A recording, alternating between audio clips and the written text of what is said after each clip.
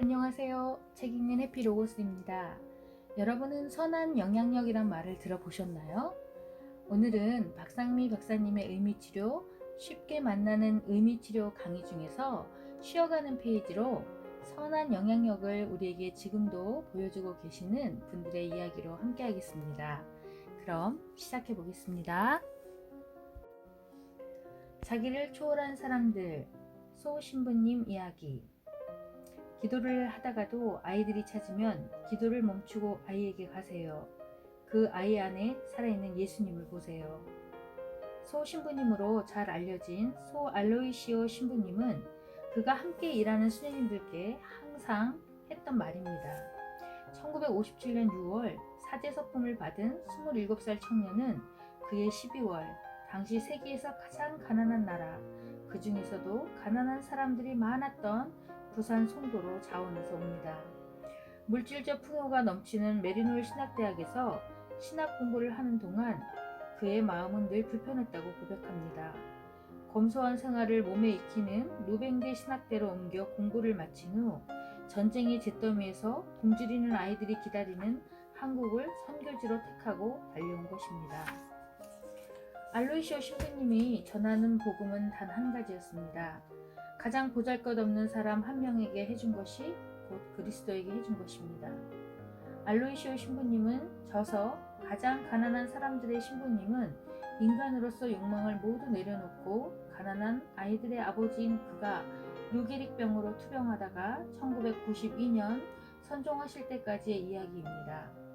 아버지 장례를 치르기 위해 피를 파는 어린 여자아이, 넝마주의가 된 고아들을 보며 알로이시오 신부님은 미국 워싱턴에 한국자선회라는 모금단체를 만들고 후원자들을 모았습니다. 매일 미국의 후원자들에게 편지를 쓰고 동네 주부들이 부업으로 만든 수놓은 손수건을 편지 봉투에 넣어 보냈습니다. 후원금은 1달러가 대부분이었고 5달러 이상 거금을 보내오는 후원자도 있었습니다. 피란민 판자촌이 질비하던 송도 성당 주임을 자원한 그는 마리아 수녀회를 창립하고 거기에 버려진 아이들을 거두기 시작했어요. 가장 가난한 아이들에게 최고의 교육을 해야 합니다. 알로이시오 신부님은 소년의 집을 세웁니다. 공사 현장의 인부들이 왜 비싼 자재만 쓰냐고 물으면 가장 가난한 사람들이기 때문에 최상의 대우를 받을 자격이 있다고 대답했대요. 이렇게 아이들을 위한 기숙사와 학교가 세워졌습니다. 그는 아이들과 함께 달리기도 하고 축구 시합도 했습니다. 가난한 아이들의 아버지가 되어주고 길을 살려주기 위해서였어요. 내 희망은 보통 가정의 아버지와 같습니다. 아버지들의 소망은 자식이 건강하고 교육 잘 받고 취직해서 잘 사는 것 아니겠어요? 악착같이 돈을 모아서 구호병원과 도티 기념병원을 세웠지만 정작 자신은 지독한 가난을 견디며 살았습니다.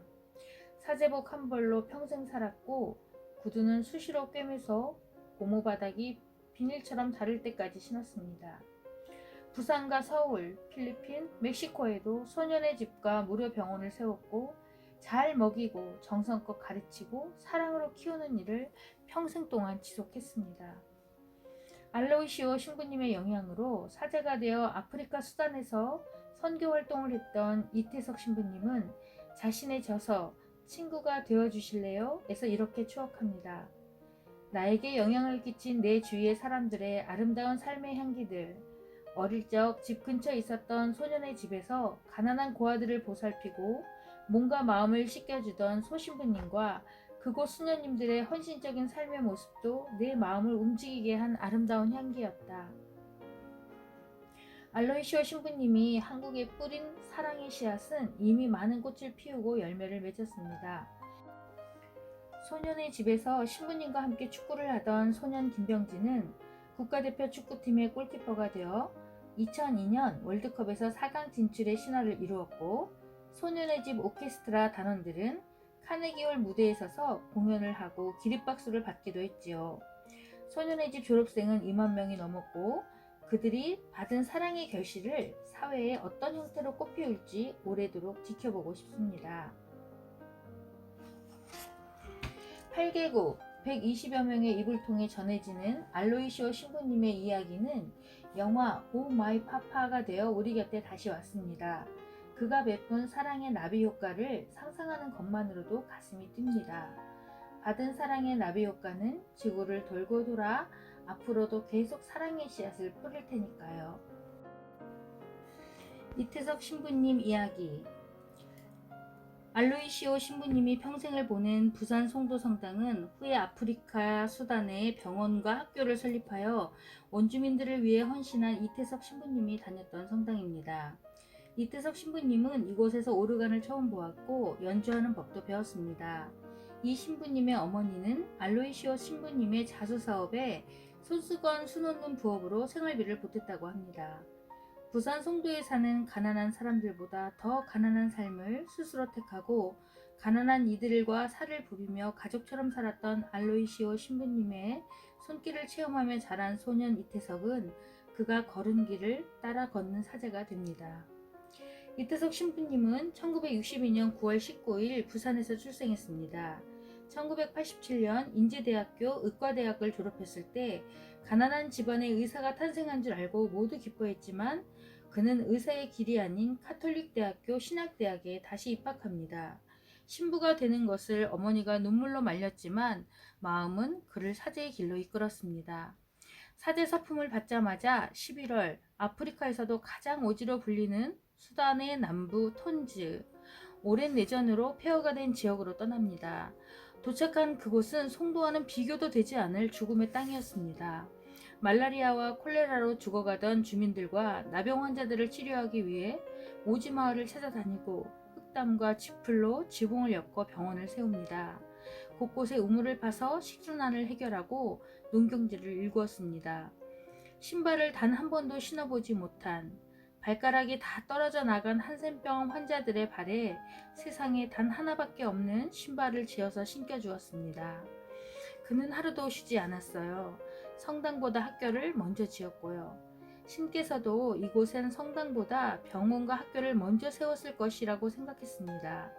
아이들을 가르치고 전쟁으로 상처받은 아이들의 손에 총 대신 악기를 쥐어줍니다. 악기를 손에 든 아이들의 얼굴에 웃음과 평화가 꽃핍니다. 브라스 밴드의 탄생은 수단을 놀라게 했고 정부 행사도 초청되었습니다. 소 신부님께 받은 사랑은 소년을 같은 길을 걷게 했습니다. 미국인 사제로부터 사랑의 씨앗을 받은 한국인 사제는 아프리카 수단으로 가서 씨 뿌리고 꽃을 피우고 열매를 맺은 것입니다. 하지만 자신의 건강은 돌보지 못한 이태석 신부님은 2008년 대장암 4기 진단을 받고 서울 실기동 살레시오 수도원에 머물며 투병 생활을 시작했습니다. 수도원은 가장 편안한 곳이었습니다. 극심한 고통에 시달리다가도 조금만 안정이 되면 아이들에게 돌아가고 싶다는 말을 했다고 합니다. 신부님은 2010년 1월 14일 새벽 48세를 일기로 영면하셨습니다. Everything is God. 그의 유언은 짧았습니다. 가장 낮고 가난한 사람들을 섬기며 재능과 시간을 고스란히 쓰고 간 사람, 고통을 이겨내고 삶의 품격을 회복시켜주는 사람, 진정한 자아실현, 자기 초월이 무엇인지 보여준 삶이었습니다. 이태석 신부님의 뒤를 잇는 두 사람 이야기. 소 신부님에게서 이태석 신부님으로 이어진 사랑의 나비 효과는 톤지에서 온 두 청년에게 이어집니다.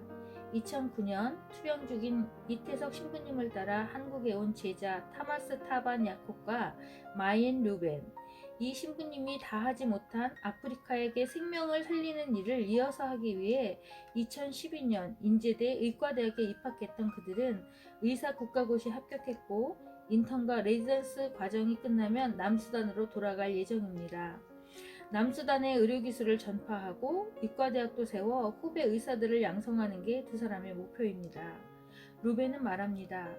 이태석 신부님을 따라가지는 못해도 남수단에서 야콥과 함께 내전으로 고통받는 사람들을 돕고 싶습니다. 나중에는 의과대학을 세워 후배 양성하는 데 일생을 바치고 싶어요. 의미치료에서는 자기 자신만의 행복이 아닌 더 높고 넓은 곳을 지향할 것을 권합니다. 타인을 위해 봉사하고 사랑을 나누는 실천하는 것은 나 개인을 넘어서 타인과 더불어 의미를 창조하는 것이지요. 봉사와 나눔은 진정한 자아 실현이자 자기 초월입니다. 죽음을 눈앞에 둔 상황에서도 타인을 배려하는 태도, 자기가 괴로워도 모범적이고 고결한 행위를 실천하는 것은 매우 어려운 일입니다.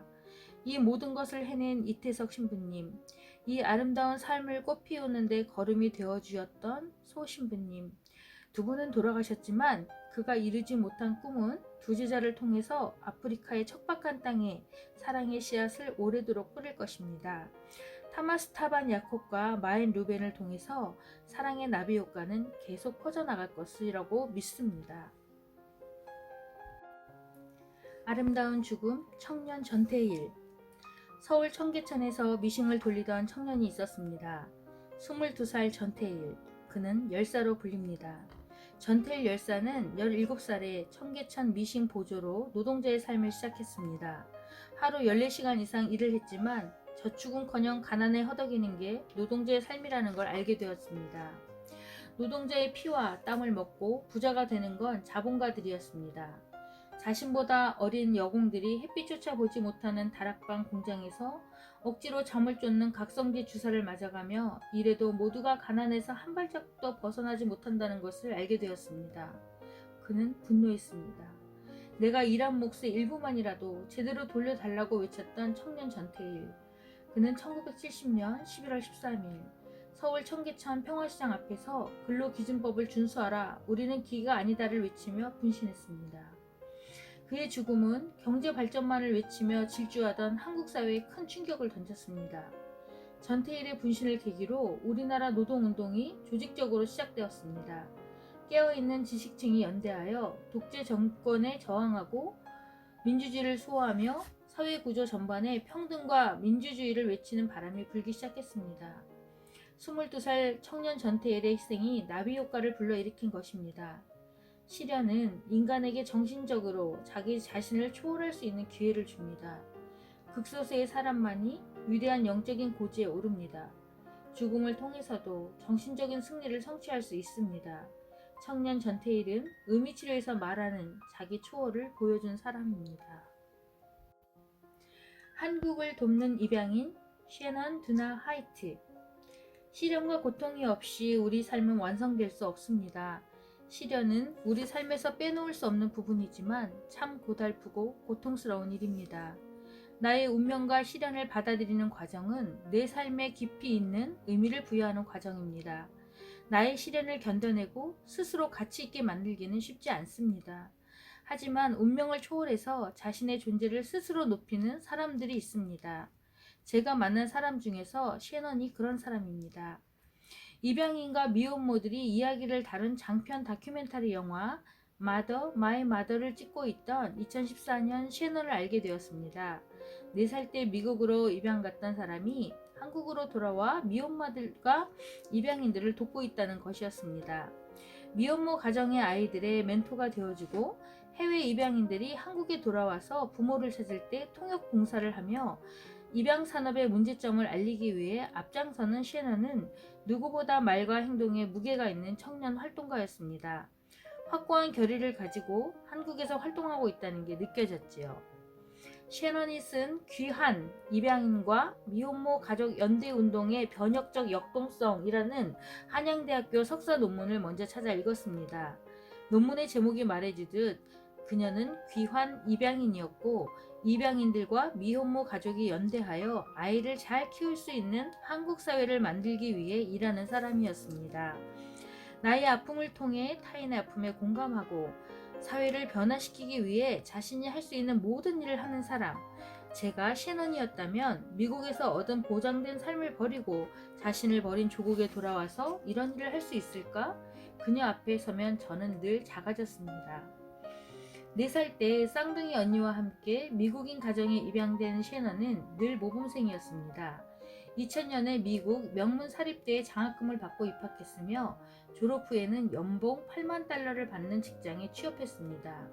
하지만 그녀는 2007년 모든 것을 버리고 자신을 버린 나라 한국을 찾아옵니다. 온종일 매달려 한국어를 배웠고 한국 사회의 입양인의 목소리를 전할 수 있다면 어디든지 찾아갑니다. 한양대학교 대학원에 입학해서 공부를 시작했고 드디어 2013년 귀한 입양인만이 쓸 수 있는 의미 있는 논문을 완성했습니다. 영어를 찍는 동안 저는 셰넌에게 궁금한 점이 너무 많았습니다. 우리는 그동안 셰넌처럼 성공한 입양 사례만 언론을 통해 접해왔어요. 왜 한국에 돌아왔나요? 좋은 환경에서 좋은 교육을 받았지만 더 큰 걸 잃었기 때문이에요. 우린 엄마를 잃었죠. 나의 뿌리를 알지 못한 채 산다는 게 얼마나 힘든 삶인지 아세요? 얼마 전에 미혼모 대표와 연세대 국제대학원에서 특강을 했는데 강의가 끝나고 학생들에게 설문조사를 했어요. 그때 저는 깜짝 놀랐어요. 가난한 미혼 엄마 밑에서 크는 것보다는 해외로 입양 가는 걸 더 원한다는 학생이 과반수였거든요. 엄마를 잃는다는 것, 그 슬픔은 결코 부유한 환경이나 스펙으로 채울 수 있는 결핍이 아니에요. 그런 면에서 저를 성공한 입양인이라고 부르는 건 상당히 위험한 일이에요. 사실 저라면 한국 땅에 돌아오기 싫었을 것 같아요. 높은 연봉을 포기하기도 싫고 나를 보는 한국에 대한 원망도 있었을 것 같고요. 옆에서 지켜보니 전문 번역인으로 일하는 시간 못지않게 미혼모 가정과 입양인들을 위한 봉사에 많은 시간을 쏟는 것 같던데요. 뿌리를 찾고 싶었어요. 하지만 입양기관이 나의 입양 기록을 조작했기 때문에 가족을 찾는 게 불가능했죠. 가족을 따라갔더니 엉뚱한 가족을 찾았어요. 제 부모님으로 추정되는 분들은 이미 돌아가셨고 고모라는 분을 만났는데 저를 보시고는 정말 닮았다며 깜짝 놀라셨죠. 동네 분들도 손뼉을 치며 판박이다 라고 할 정도였으니까요. 하지만 DNA 검사 결과 가족이 아니었어요. 그 후에도 그분은 저한테 전화를 하셨어요. 결과를 못 믿겠다. 우리는 가족이 맞는 것 같다. 한 번 더 만나자. 그때 신중하게 고민했어요.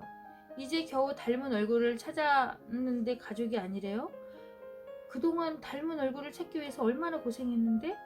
그때 저만 힘든 게 아니라 그분도 무척 힘들어 하셨어요. 그래서 그분의 조카인 척 해볼까 하는 생각도 있었어요. 그런데 그렇게 못했어요. 2번 입양되기 싫어서. 귀한 입양인들 중에 2.7%만 친부모를 찾는다고 들었어요. 셰넌은 엄마를 찾았으니 행운아인 셈이네요. 엄마를 찾기 위해 어렵게 한국어를 배웠지만 정작 내 엄마는 찾지 못하고 입양인들의 부모를 찾는 데 가서 통역 봉사만 계속했어요. 보람도 있었지만 정말 마음이 아팠어요. 엄마를 못 찾으니 괴로워서 미치는 줄 알았어요. 전철을 타고 다닐 때나 길을 걸을 때 늘 나와 같은 닮은 얼굴을 찾고 있었어요. 한국에 있는 것조차 힘들어서 한국을 떠나야겠다는 생각하기에 이르렀어요. 한국은 내게 가까우면서도 너무 먼 나라였죠. 해외로 입양을 보내기 위해 많은 아이들이 고아로 조작되었다는 게 사실인가요? 입양 기관에 찾아가서 입양될 당시에 남겨진 나의 정보에 대해 물었어요. 담당자가 찾은 서류에는 1984년 5월 22일 쌍둥이 자매가 청도군청 앞에 버려져 행인에게 발견되었다고 적혀 있었죠. 내가 청도군청을 찾아갔을 때 직원은 발견되자마자 옮겼다는 보육원에 가보라고 했어요. 찾아간 보육원 명부에는 언니와 내가 한국 이름으로 알고 있었던 정하나 정두나가 없었어요. 우리를 고아로 만들어야 입양 보낼 수 있었기 때문에 우리는 서류상 고아로 조작되어야 했던 거예요. 우리 엄마의 호적에 올라있는 아이들이었는데 우리의 기록은 지워지고 또 지워진 거죠. 그때 대다수 입양인들의 모습입니다. 제 주변에는 가족을 찾고 싶어도 못 찾는 입양인들이 아주 많아요. 그 간절함과 좌절을 전 알고 있죠. 얼마나 외롭고 고통스러운지. 어떻게 견뎠나요? 마음 의지할 사람이 필요했을 텐데요. 아는 사람 한 명 없는 한국에 왔을 때 너무 외롭고 힘들었어요. 나눔의 집 할머니들을 찾아가서 봉사를 시작했어요. 사실 봉사라기보다 할머니들이 저를 딸처럼 손녀처럼 더 따뜻하게 품어주셨어요. 우리는 어쩌면 한국 사회가 낳은 피해자이자 혼자 외로움을 견뎌야 하는 처지였으니까요. 그때 할머니들이 제게 말씀하셨어요. 나중에 혹시 엄마를 찾게 되더라도 원망하지 마라. 엄마는 정말 너를 키우고 싶었는데 그럴 수 없는 가슴 아픈 사정이 있었을 거라고. 할머니들을 통해 엄마의 마음을 이해할 수 있었어요. 그 무렵 미혼모 단체에서도 봉사를 시작했는데 미혼모 언니들이 마지막으로 방송으로 나가서 엄마를 찾아보자고 권유했어요. 저는 방송에 나가서 내 이야기를 하는 게 싫었지만 결국 어쩔 수 없이 자존심을 버리고 오디션 방송에도 나가고 신문 인터뷰도 했어요. 엄마를 찾을 방법이 없었기 때문이죠. 한국에 온 지 6년 반, 긴 여정 끝에 오디션 방송을 보고 한국 미혼모 가족협회로 연락해온 엄마를 만날 수 있었습니다.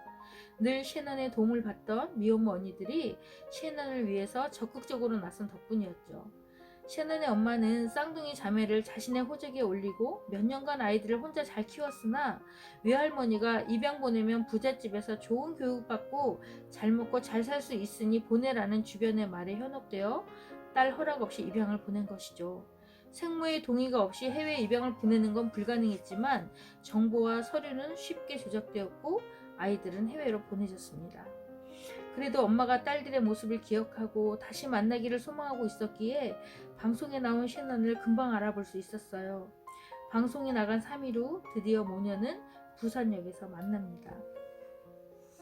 엄마가 만나기 전날 전화로 말했어요. 우리 만나면 울지 말고 웃자고. 이미 우리는 많이 울었으니까. 정말 촌스럽게 울지 않고 웃으면서 뜨겁게 서로 안았어요. 입양 부모님들과 미국 형제들과는 잘 지냈나요? 입양 부모님들은 좋은 분들이에요. 너희 모두를 똑같이 사랑한다는 말을 늘 하셨지만 사실 그건 불가능한 일이죠. 입양한 자식은 다르게 사랑해야 돼요. 똑같이 사랑하면 안 돼요. 다른 사랑이 필요해요. 함께 입양 간 쌍둥이 언니는 엄청 모범생이었어요. 그런데 14살 때 작은 오빠에게 성추행을 당한 이후로 무척 깊은 우울증에 빠졌어요. 정신적인 고통을 감당할 수 없어서 마약도 하고 자살 시도도 하고, 하지만 입양 부모님은 언니의 고통을 가슴으로 헤아리지는 못했죠. 작은 오빠의 변명을 믿고 둘이 화해하라고 권하셨죠. 화해하라고? 둘이 싸운 게 아닌데. 사진으로 본 언니는 무척 밝아서 그런 상처가 있으리라고는 생각하지 못했어요. 언니는 어떻게 지내나요? 언니는 지금 한국에서 잘 지내고 있어요. 언니는 문신을 엄청 많이 했어요. 그래서 호기심 많은 사람들의 시선이 집중되지만 미국보다는 한국이 더 편하대요. 입양 간 후 파양당해서 국제미아로 떠돌거나 노숙 생활을 하다가 한국으로 추방당하는 입양인들도 있더군요. 정말 충격적이었어요. 우리는 입양의 실체에 대해 너무 모르고 있거나 외면하고 있어요. 입양 사후 관리는 전혀 안 되고 있어요. 입양했다가 아이를 키우기 싫어진 부모들이 인터넷 사이트에 아이를 매물로 올리고 불법 거래가 이루어지는 경우도 많아요. 그들은 정신질환을 앓기도 하고 자살하는 사람도 많아요. 그들의 국적은 어디인가요? 한국말도 모를 텐데 한국으로 추방을 당한다?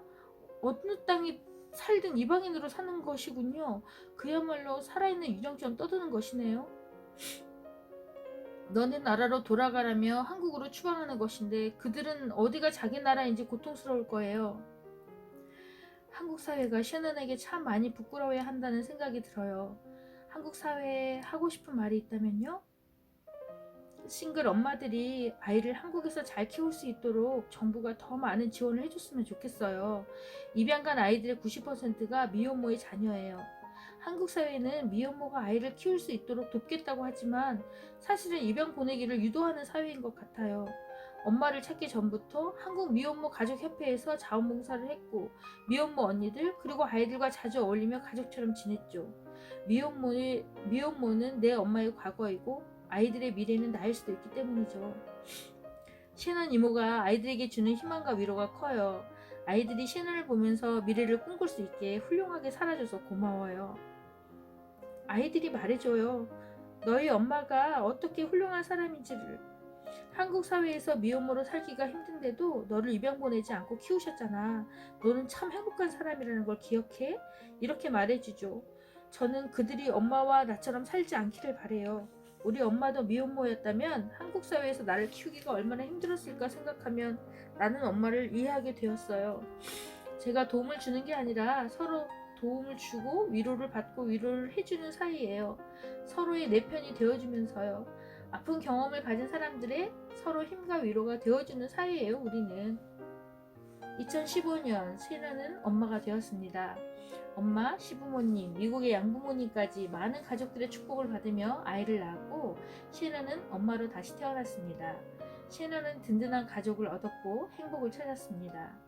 아이와 남편과 함께 나눔의 집 할머니들을 찾아가고 미혼모 가족들과 소풍을 떠납니다. 셰넌의 아이를 가장 예뻐해주고 셰넌의 행복을 축복해주는 사람들도 그 사람들입니다.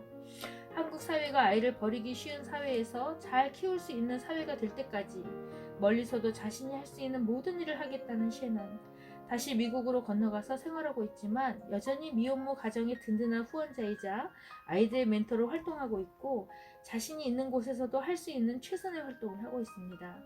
자신이 겪은 시련과 고통을 가장 가치 있게 만들어내는 아름다운 사람 셰넌. 저는 소년원 아이들에게 이 이야기를 담긴 영화 마더 마이 마더를 자주 보여줍니다. 아이들은 셰넌 언니의 이야기에 큰 감동을 받습니다. 청소년기 이미 큰 죄를 짓고 소년원에 들어온 아이들에게 감동을 주는 롤모델은 명문대를 나온 엘리트들이 아니었습니다. 큰 시련을 이겨내고 세상 사람들에게 의미 있는 존재로 살아가는 사람들이었습니다. 아이들이 제게 묻습니다. 선생님, 저도 셰넌 언니와 같은 삶을 살 수 있을까요? 나도 셰넌 언니처럼 살고 싶다는 게 꿈이 생겼어요.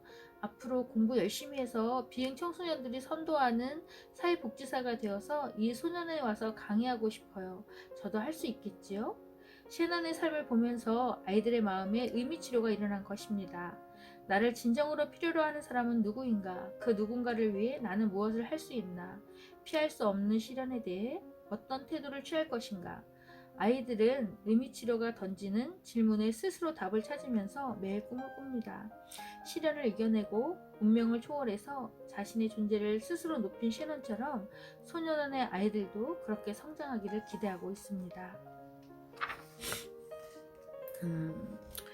쉬는 페이지였는데 참 이 부분을 읽으면서 많이 눈물을 흘렸던 것 같아요.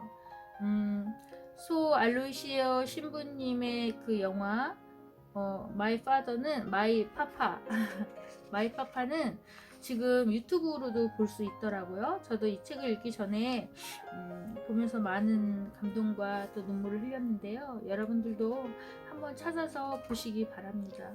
그러면 다음 시간에 뵙겠습니다. 감사합니다.